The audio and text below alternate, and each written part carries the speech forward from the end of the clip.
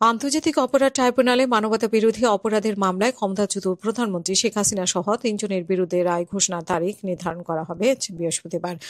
বিচারপতি মোহাম্মদ গোলাম মর্তুজা মজুমদারের নেতৃত্বে ৩ সদস্যের আন্তর্জাতিক অপরাধ ট্রাইব্যুনাল ১-এ মামলাটি বর্তমান রায়ের অপেক্ষা তালিকায় ১ নম্বরে আছে। এদিকে বুধবার ট্রাইব্যুনালের প্রসিকিউশন টিম আবারও পলাতক শেখ হাসিনা সর্বোচ্চ সাজা দাবি করেছেন।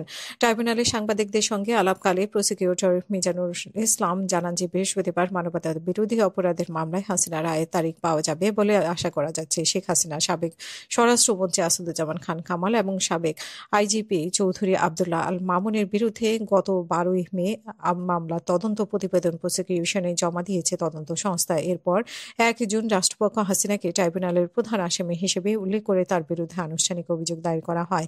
পরে ১০ জুলাই অভিযোগ গঠন করে বিচার শুরুর আদেশ দেয় আন্তর্জাতিক অপরাধ ট্রাইব্যুনাল ১।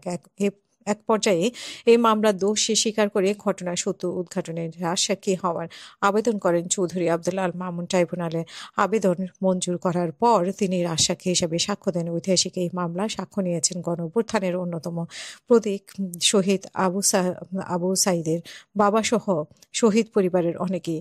এছাড়া স্টার উইটনেস হিসেবে সাক্ষ্য দিয়েছেন আমার দেশের সম্পাদক মাহমুদুর রহমান এবং এনসিপির আহ্বায়ক ও জুলাই আন্দোলনের নেতৃত্বে দেওয়া নাহিদ ইসলাম। লিখিত সাক্ষ্য দেন বিশিষ্ট বুদ্ধিজীবী বদরুদ্দিন ওমর। সব মিলিয়ে এই মামলার সাক্ষ্য দিয়েছে ৫৪ জন।